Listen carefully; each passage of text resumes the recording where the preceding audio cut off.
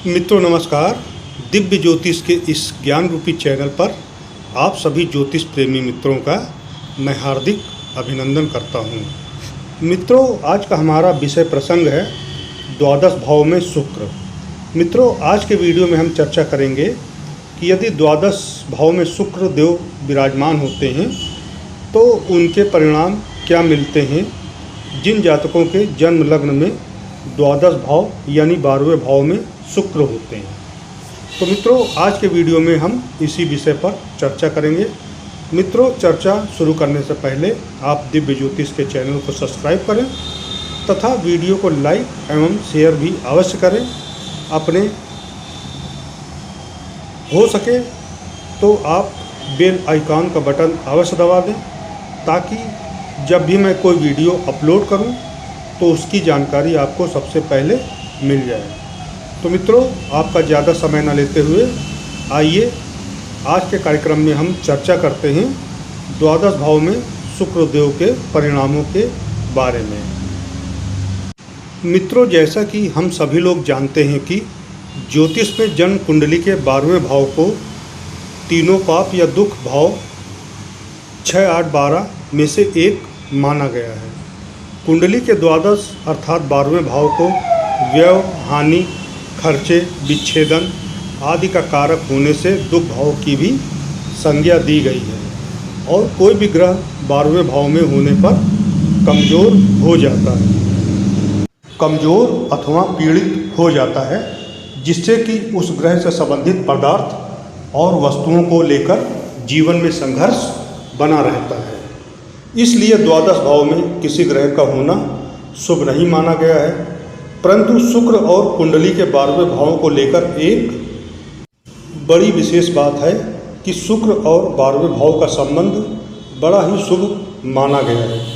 जहाँ किसी भी ग्रह का कुंडली के 12वें भाव में होना अच्छा नहीं माना गया है, वहीं शुक्र का 12वें भाव में बैठना बहुत शुभ और अच्छा फल देने वाला बताया गया है शुक्र का 12वें भाव में होने पर।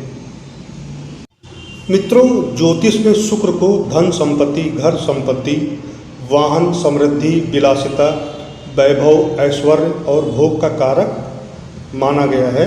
अर्थात हमारे जीवन में सभी भौतिक सुख सुविधाओं का भोग शुक्र के द्वारा ही नियंत्रित होता है और कुंडली के 12वें भाव को दुख भाव होने के साथ साथ भोग का भी कारक भाव माना गया है। अतः जब भोग का नैसर्गिक कारक शुक्र भोग के भाव 12वें में बैठता है तो बहुत प्रबल स्थिति में होता है। यह शुक्र की सबसे अच्छी स्थिति मानी गई है क्योंकि 12वें भाव में बैठकर शुक्र बली होता है। इसलिए ऐसी स्थिति में व्यक्ति को अति महत्वाकांक्षी बनाता है और धन संपत्ति, ऐश्वर्य और वैभव प्रदान करता है।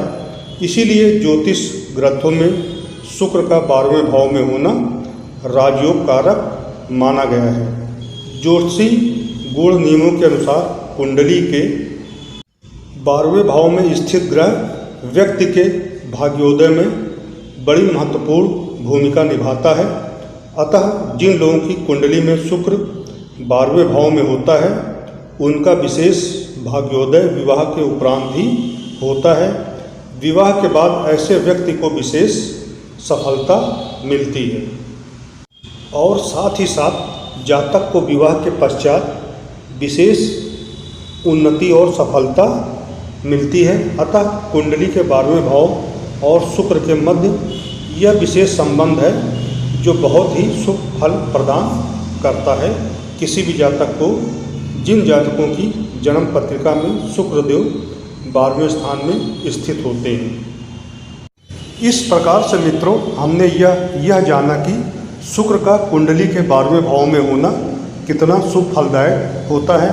परंतु यहाँ इस बात को भी समझना बहुत आवश्यक है कि कुंडली में बना हुआ कोई भी शुभ योग हमें किस स्तर तक के परिणाम देगा। इसके लिए यह विश्लेषण करना भी बहुत आवश्यक होता है कि कुंडली में बना शुभ योग कहीं किसी प्रकार बाधित तो नहीं हो रहा है या अन्य ग्रहों से पीड़ित तो नहीं हो रहा है, तभी उसका पूरा निष्कर्ष निकल पाता है।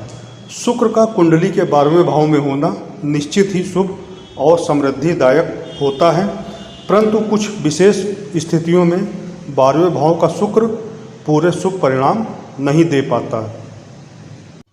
12वें भाव में यदि शुक्र शनि की राशि मकर कुंभ में हो तो अधिक विशेष परिणाम नहीं देता, क्योंकि शनि को कम कर्म प्रधान और आध्यात्मिक ग्रह माना गया है, जो व्यक्ति को सांसारिक भोगों से हटाकर कर्म और आध्यात्मिक के मार्ग पर ले जाता है।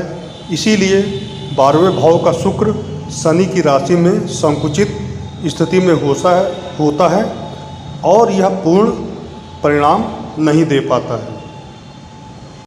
यदि 12वें भाव में शुक्र नीच राशि कन्या में होने पर भी पूरे शुभ परिणाम नहीं दे पाता है। यदि शुक्र पूर्ण अस्त हो या केतु और मंगल के साथ हो तो भी विशेष परिणाम यह 12वें भाव में नहीं दे पाता है। तो मित्रों, इस प्रकार से हम ये कह सकते हैं कि शुक्र यदि सही स्थिति में द्वादश भाव में बैठा है तो वह बहुत ही शुभ परिणाम देता है, अन्यथा उसके परिणाम विपरीत भी हो सकते हैं। तो मित्रों, आज के वीडियो में हमने जाना शुक्र के 12वें भाव के फलों के बारे में। इस प्रकार से शुक्र द्वादश भाव में होते हैं तब जातक को क्या परिणाम मिलते हैं, इसकी चर्चा हमने इस वीडियो में की। अगले वीडियो में हम बात करेंगे द्वादश भाव में शनिदेव के परिणामों के बारे में। तब तक के लिए मित्रों, जय श्री राम।